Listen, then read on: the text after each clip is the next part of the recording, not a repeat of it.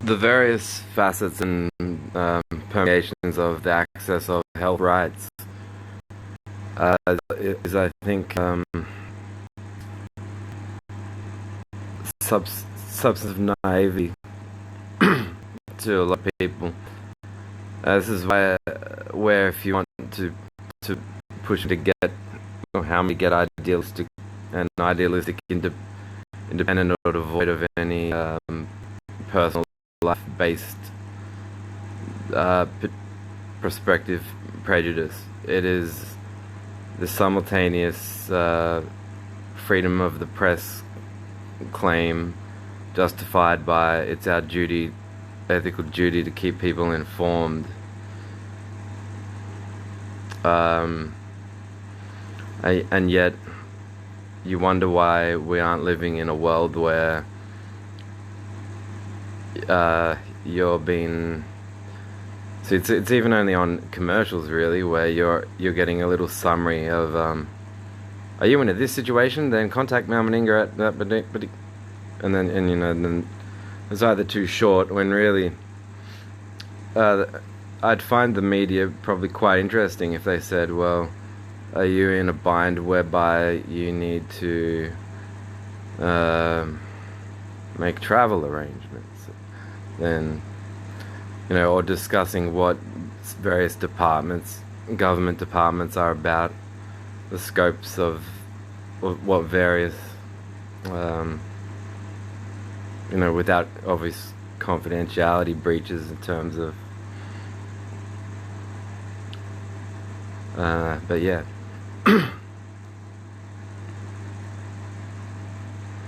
The majority of the news seems to be about targeting, often for privacy reasons and the ramifications of conflict resolution in the courts becoming burdensome to people of direct concern, is why the news can wind up being insufficient in terms of its coverage, is why it's therefore not informing, and you would think on that basis their own ethics would compel them to step back, not involve themselves, or to make sure that if they ever do on a sensitive or controversial prospective matter, that they make sure that they are very well thoroughly researched before doing anything. Or terms like freedom of the press and it's our duty to keep people informed really don't mean anything. Nor do stores like Capital Chemists are happy to dabble in making their slogan, we know what matters. It's like a missionary, religious missionaries stride away from the pharmacist code of ethics prospectively, because one thing that I know, they were for a time quite enthusiastic about the full cost of medicines being printed on dispensary labels for prescription products, so that the idea was that patients could then read how much the medicines cost, consider the subsidy of the PBS, Pharmaceutical Benefit Scheme,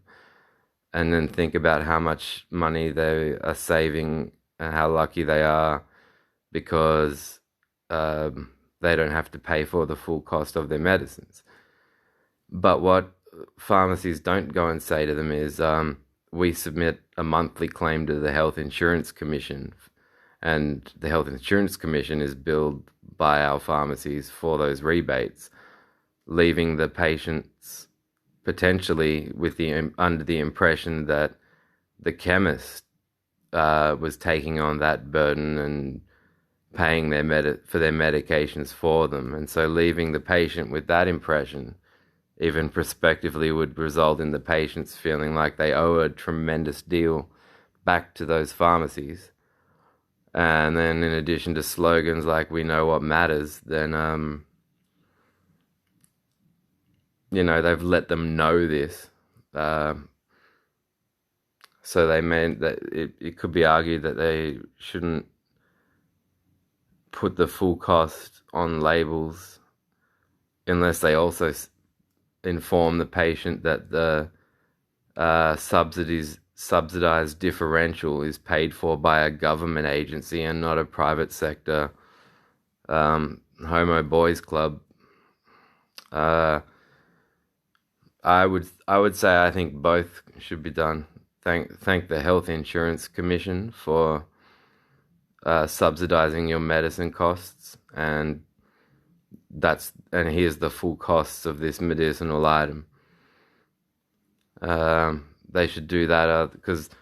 one thing that I know that the owners of Capital Chemist are good at promoting is taking false credit when it's undue to them. They're very good at that, and it's like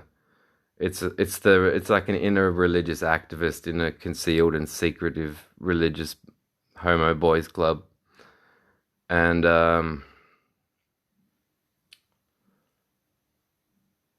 yeah, so I agreed with them informing patients on what medicines were costing, and I still do. Yeah,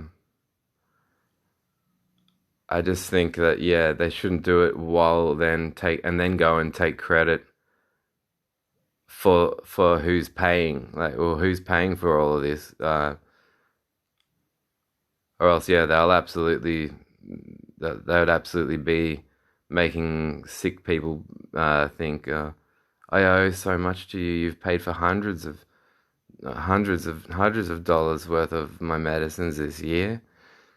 Um, so technically, what they'd like to do, and silence feeds the supernatural mind,